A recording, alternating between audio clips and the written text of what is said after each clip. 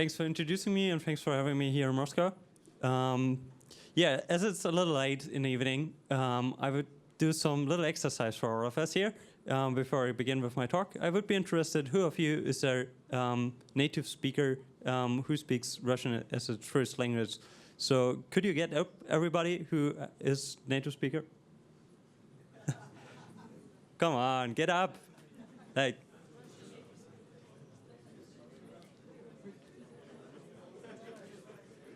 okay, so that's nearly everybody, seemingly.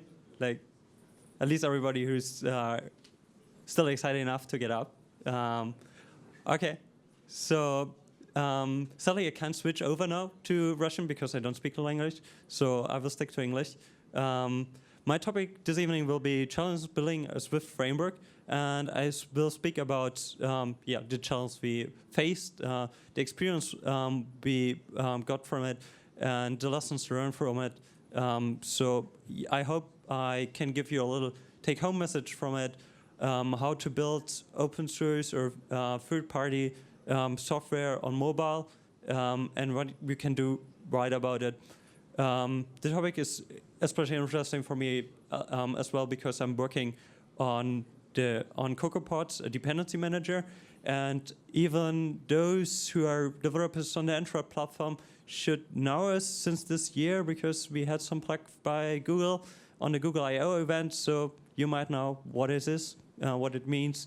So you use Gradle for what we had to come up ourselves, and this is our CocoaPods we used to be able to integrate third-party dependencies. And for my day-to-day job, I work for RAM. RAM is a fast embedded database, and it was built from scratch for mobile. And as you can see on our website, we are used in several Fortune 500 companies, and some top 100 apps are using us as well. And what is so special about Realm? It's an object-oriented database, and this is a fully ACID database, as every database should be. It's powered by a multi-version concurrency control algorithm, and essential is a giant B+ tree.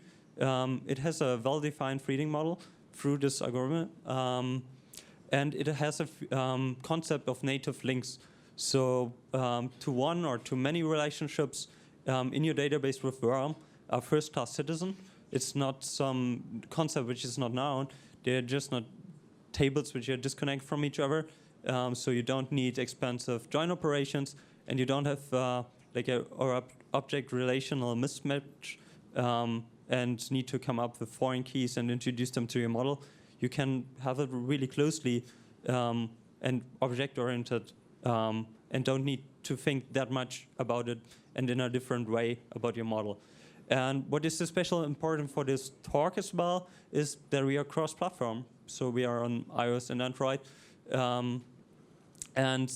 Let's take a look at that a little bit more. So we have a core where we share code that's written in C++, which is like the only really way for a database to share code between both platforms. So for Android, we have on top of that a jar, which renders this static library. And for Swift and Objective-C, especially Objective-C, as I come now from this perspective a little bit, like how we would introduce Swift into that. And yeah, the core is built in C++, as I said. For the jar, you need not anything else than Java, which is not exactly true because you need some glue codes for JNI, where we expose a C API from the C++ because you can't face directly to the C++. And yeah, the Objective-C framework is built in Objective-C, sure. But what about Swift, you would ask now? And the main challenge there is how to interface C++ from Swift. For the first version of Swift, the initial version which came out, Swift 1.0, it had very limited interoperability with Objective-C runtime. We have now some improvements with Swift 2.0 with the interoperability with C. But for us, back when we started out last year building Realm Swift, because we directly realized, okay, if Swift was there, it's something really new and really important for the developer community and the ecosystem. We have to settle on that as well and offer first-class API in that new language. So we had to base Realm Swift on base of the existing Realm framework, which changed our architecture picture a little bit. So we have on top of that, on the right-hand side now, Realm Swift framework. And essentially, this means Realm Swift framework is built mostly in Swift, but nothing else changed. And how do we achieve that?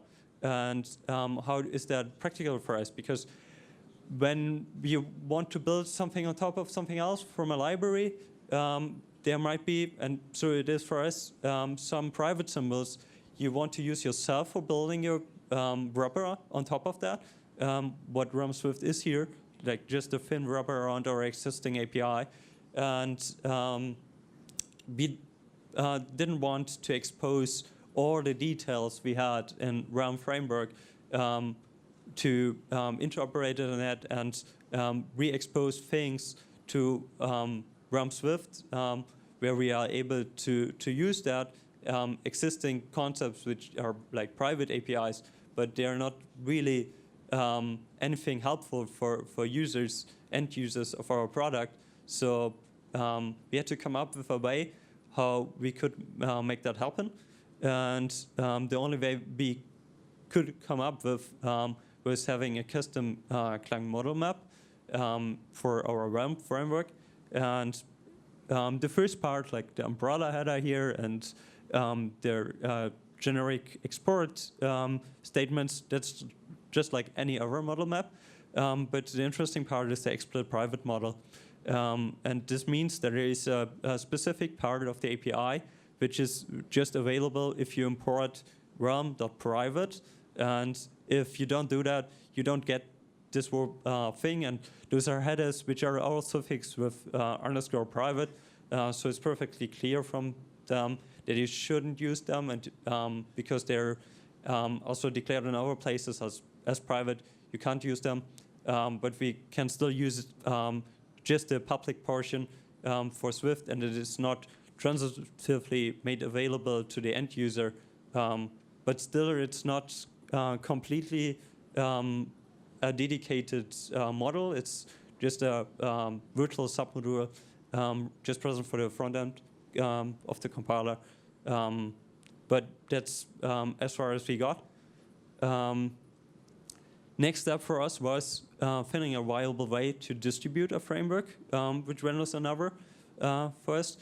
And our first idea was, yeah, it would be nice to have just this one big framework, and in this framework there's another framework contained in, and then we hide away the underlying Objective-C part. You don't want to deal with if you start out building a new Swift app, but it turns out there were several difficulties with this approach. Like for once, you have to mess around with build settings as a user trying to use that approach. Even so, it was historically available long time on OS 10 after frameworks was made available for iOS as well. But there are further problems with that. The App Store doesn't allow this concept at all with code signing, so it wasn't usable for us because we want to allow our users to build real apps for the app stores for customers out there. So essentially that means you have to integrate both frameworks alongside, but you will use only like the Realm Swift portion of it, and shouldn't mix between those both, because then you can get confused, and it just works better if you limit your usage of just one of them both. But beside like binary distribution, we have dependency managers on our platform. Beside CocoaPods, there's another one which came up natively in Swift, which is named Carfetch. But Carfetch makes other assumptions. We built our stuff all together in one repo because that makes it easier for us to make support, offer support for our users, to have issues because they're mostly concerned both parts. As we see, it's just a thin wrapper around the existing Realm framework. So such a monorepo for our Coco team inside Realm makes sense. But Carthage has our expectations about it. So we had to come up with a workaround, and that meant essentially that we serve pre-built binaries over GitHub releases. And as you see in the background, we upload a Carthage framework zip, and they're just both pre-built frameworks in there. And this works well, and we don't have any hassle like building Realm as a framework over Carthage. So it limits our possibilities of how we are integrated, which is also nice for us because it removes complexity from the whole thing. Because we usually want to be able to have something built just in one way and want to maintain it just in one way. We have already two ways with the Xcode project and the CocoaPods bot spec. And this is the next thing. We needed to make CocoaPods ready with the framework integration mode for that as well. I spoke about this model map, and we need to build in the model map support into CocoaPods. But beside that, it's not really spectacular how it looks like. It's just two independent pod specs, and the Realm pod spec declares the Realm model map, which is the only mostly special thing about it, and the Realm Swift pod spec declares the dependency to the first one. So yeah, that's it. We are ready to ship, right? What else is needed to ship something like a third-party framework to users? And there's another big thing we need to care about. There's the docs, especially API docs. With a new language like Swift, everything is shaking up. We used to have, for Objective-C, Apple doc, which doesn't look too unfamiliar for Java developers, probably. With Swift 1.2, we got another format to document our things, which is restructured text. And there was no tooling yet around that. And with Swift 2.0, we got even a further change of it. We have now Swift flavored Markdown, and that's for now at least the way to go. And it stayed with that even with Swift 2.1. So we built Jazzy. And Jazzy is a tool to generate Swift docs, and now even for Objective-C.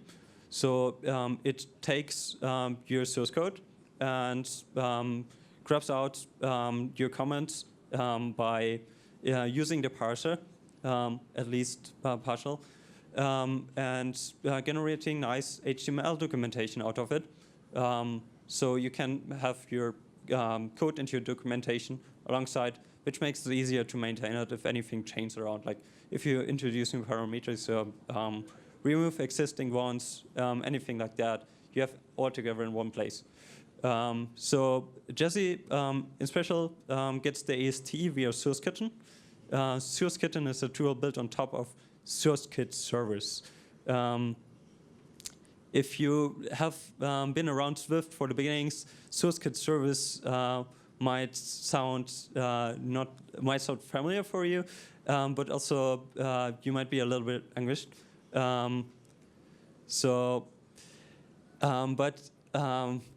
Everything is going to be amazing. We built Jazzy into CocoaDocs, which is another CocoaPods project, which automatically generates documentation for your pod specs. So you don't have to mess around with that yourself. So Jazzy is run in the cloud and automatically parses every new version and generates new docs every time you do an update to your library and puts them up and makes them available over the CocoaPods website. So as someone who is building a third-party library, you don't need to set them up yourself and have to mess around with it. So everything is fine. Beside that, there are further locations for documentation, as it turns out. And one location for that was code examples in our docs. And especially with a fast-changing programming language like Swift, it turned out that we sometimes have to go back there and have to update them, which is really important because we got more and more support requests when users were making the first attempts using it. And I think that's also important for like just your README on GitHub. If your code samples are wrong there, it's really a frustrating experience, like trying out your library and nothing works, but it's documented like that. That's frustrating. So we built, meanwhile, some tooling around it that we can ensure that the example code we have always builds, which helps us a lot, especially with multiple translations of our docs to keep that up to date. Yeah, and as I said, Swift is evolving fast. The language is changing with every new version, and it turned out it's very hard to keep up with the pace when writing actual apps. I mean, we have it kind of easy, just maintaining one single framework, or two frameworks meanwhile. But if you write actual apps and multiple of them, it's a hard change to migrate from one language to another. And they're much distracting things, at least in the Apple ecosystem lately, like extensions, watch apps, 3D Touch, Apple TV, all the things you want to deliver, and all the things customers may be asking you for. So Swift 1.2 as a language which is very different remains still relevant, at least at this point. Yeah, but what does that mean for the further ecosystem and development in such an environment? Let's speak about the elephant in the room, CI. How to support multiple Swift versions at once. How does that work? Like, I mean, different versions of programming language.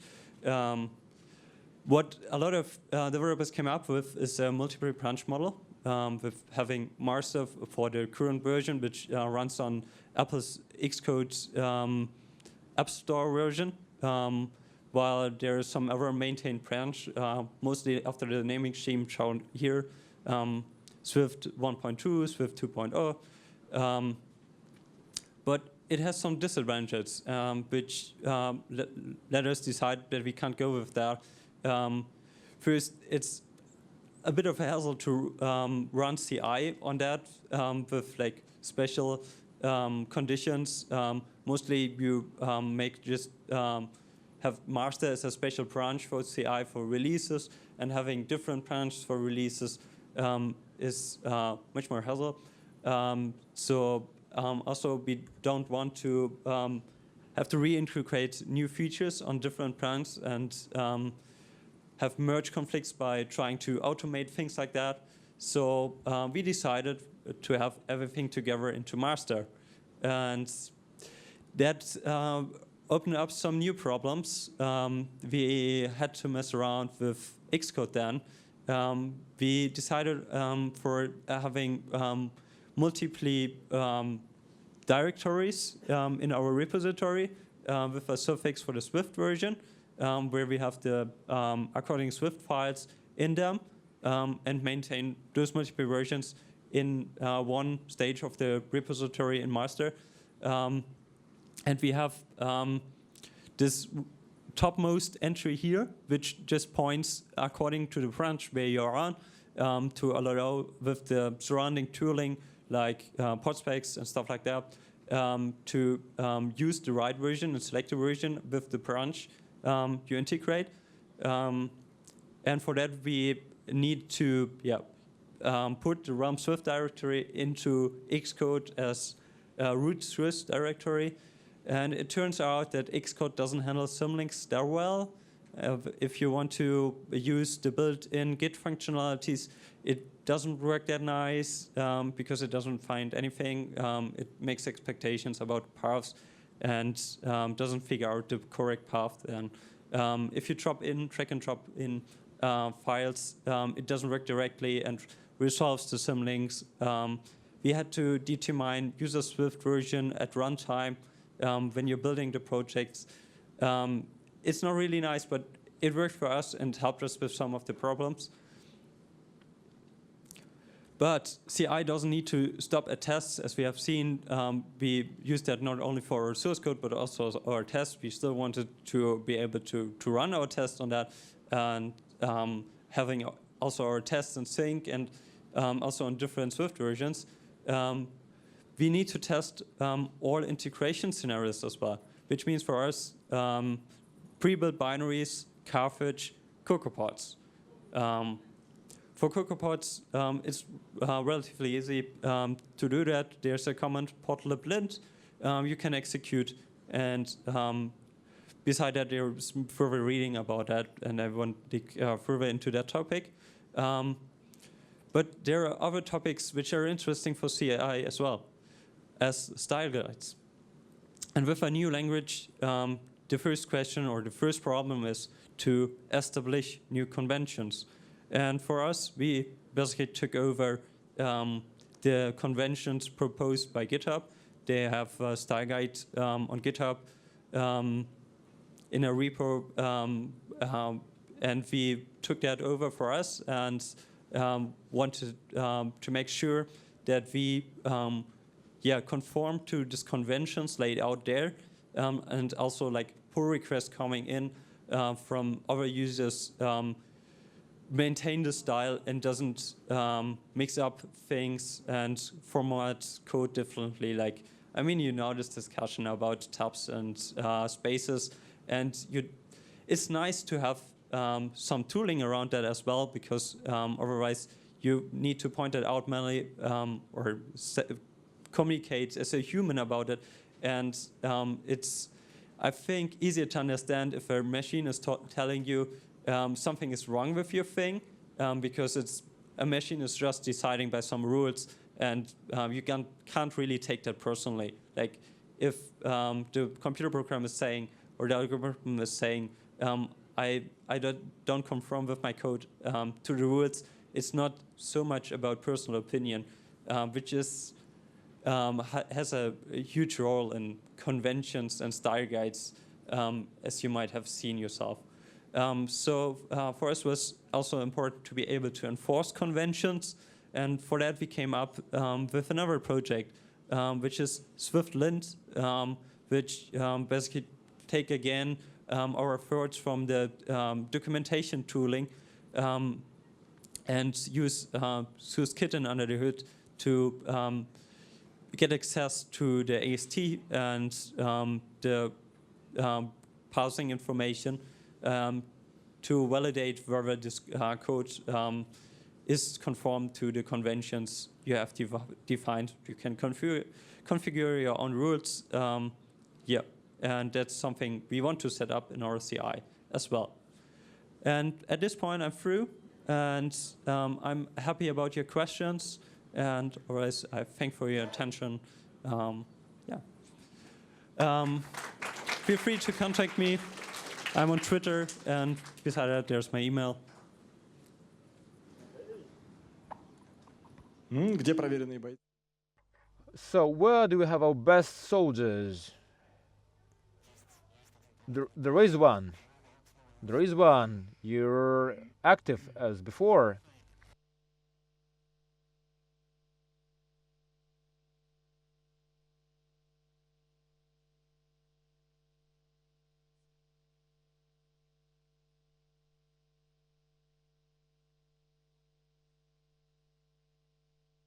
Users. If you want to use either of the frameworks, you have to inherit from either managed object or something like that. Is there any chance we might not have to do that, not inherit from a superclass in the future?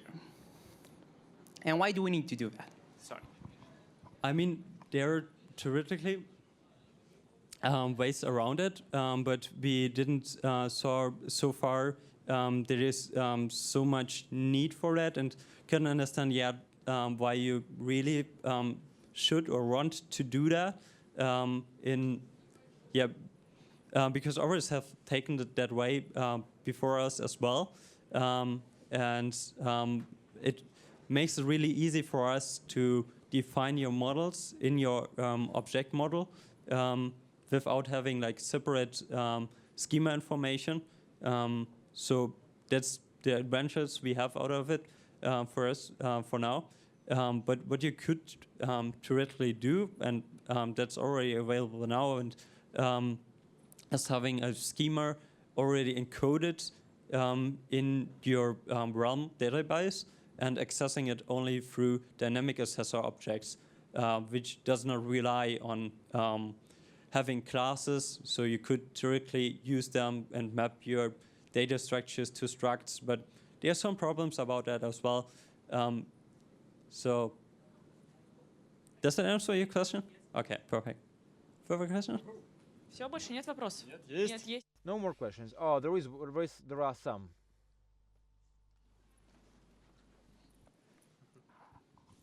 So earlier this year, Apple announced that Swift was coming open source by the end of the year, they said, and which would open up Swift to be working on other platforms like Linux and Windows, maybe even Android.